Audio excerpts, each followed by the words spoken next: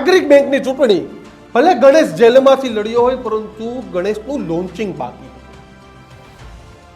ભલે રાજકીય રીતે લોન્ચિંગ થઈ ગયું હોય, પરંતુ જે રીતે ગણેશ ગોંડલ મીડિયામાં એક ધારો એક શબ્દ ચાલ્યો, છબી પણ ક્યાંક બગડી રહી હતી. ત્યારે હવે તુલસી વિવાહ કે જયરાજસિંહ કે ગણેશનું શક્તિ પ્રદર્શન, તેના પર હવે ચર્ચાઓ છે તે થઈ રહી છે. નમસ્કાર, હું છું દીક્ષિત ઠકરાર અને આપ જોઈ રહ્યા છો ગુજરાતનો ગર્જનાદ ન્યૂઝ રૂમ. ગોંડલમાં એક તુલસી વિવાહનું આયોજન થાય, જેમાં રાજ્યના મુખ્યમંત્રીથી લઈ પૂર્વ મુખ્યમંત્રી વિજય રૂપાણી, સાંસદ, પૂર્વ સાંસદ, નેતા, અભિનેતા, કલાકારો, તમામ લોકો આ કાર્યક્રમમાં ઉપસ્થિત રહે છે. પણ વાત કરવી છે મારે ગણેશ વિશે, કારણ કે 2022માં જ ગણેશની ટિકિટ માટે જાડેજા પરિવાર દ્વારા ધમપછાડા થયા હતા.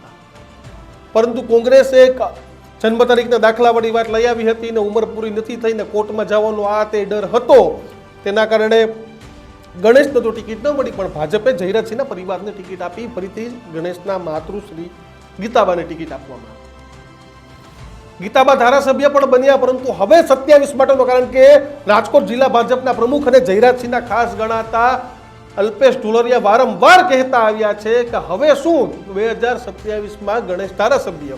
ભલે કદાચ અલ્પેશભાઈને પાર્લામેન્ટરી બોર્ડની પસંદગીની વાત કે નહીં ખબર હોય, ખબર છે તો એ ખબર છે કે જયરાજસિંહમાં શું ચાલવાનું છે ભાજપનું. પણ વાત છે છબી સુધારવાની, કારણ કે એક ને એક નામ, એક જ મુદ્દો વારંવાર ચર્ચામાં આવ્યો હતો, તે હતું ગણેશ ગોંડલ. દાદાગીરી, ગુંડાગર્દીના દ્રશ્યો પણ સીસીટીવી કેમેરામાં કેદ થયા હતા અને સમગ્ર મામલે લગભગ 2-3-4 મહિના સુધી એ પ્રકારની મીડિયા ટ્રાયલ ચાલી કે ગણેશ ગોંડલ, કે કદાચ ગણેશને પહેલા કોઈ નહોતું ઓળખતું, પરંતુ હવે ગણેશ ગોંડલ તમે સર્ચ મારો તો ગણેશના અઢળક ફોટાઓ નીકળી જાય ગૂગલ પર પણ. તો જયરાજસિંહે બુદ્ધિપૂર્વક જેલમાંથી રાજકીય રીતે લોન્ચિંગ તો ગણેશનું કરી દીધું, કારણ કે નાગરિક બેંકની ટિકિટ કેને આપવાની હતી તે જયરાજસિંહના હાથમાં હતી. તેના પુત્રને વાઇસ પ્રેસિડેન્ટ પણ બનાવી દેવામાં આવ્યા, ચૂંટણી પણ લડ્યા, જીતી પણ ગયા, શક્તિ પ્રદર્શન પણ થયું.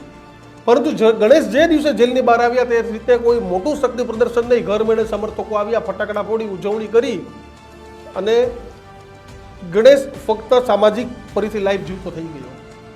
પરંતુ હવે કરવાનું હતું રાજકીય રીતે ખૂબ મોટું લોન્ચિંગ, શક્તિ પ્રદર્શન.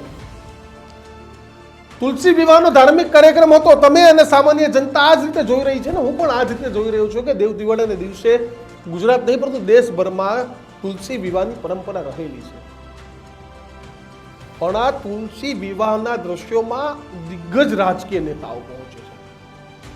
રાજ્યના મુખ્યમંત્રી, પૂર્વ મુખ્યમંત્રી, અને દ્રશ્યોમાં જે રીતે દેખાઈ રહ્યું છે તે રીતે આ નેતાઓ આવે છે, જાય છે, તમામને જયરાજસિંહ ગણેશને મળાવે છે, અથવા તો ગણેશ તમામને મળવા જાય છે, બુકે લઈને પહોંચે છે અને એક આખો એ પ્રકારનો માહોલ સેટ કરવામાં આવે છે કે હવે ગણેશે પણ કીધું કે હવે તો હું. તો એ જ પ્રકારની સ્થિતિ ગોંડલમાં પણ જોવા મળી અને સાથે જ અલગ અલગ તમામ સમાજના લોકો ગણેશનું સ્વાગત કરવા પણ પહોંચે છે. જોઈ શકાય છે દ્રશ્યોમાં કે હતો તુલસી વિવાહનો કાર્યક્રમ, તો તમારે ત્યાં ભગવાનને પગે લાગવા પહોંચવાનું હોય, પરંતુ મેસેજ કંઈક અલગ આપવાનો હતો.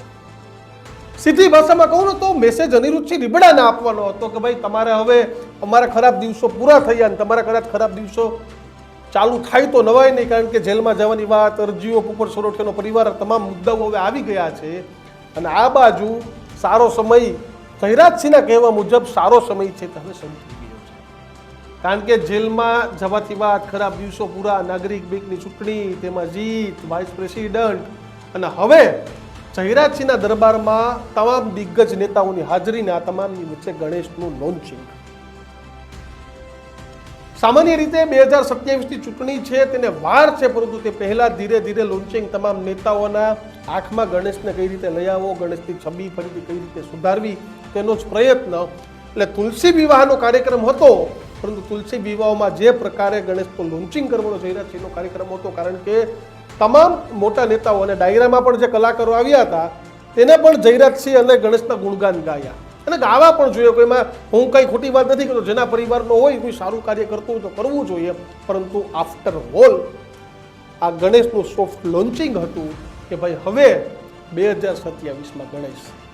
અને સીધો જ મેસેજ અનિરુદ્ધસિંહ જાડેજાને હતો, હવે જોવું એ રહેશે કે 27ની ચૂંટણી કઈ દિશામાં જાય છે. શું લાગે છે તમને ગણેશના લોન્ચિંગને લઈને?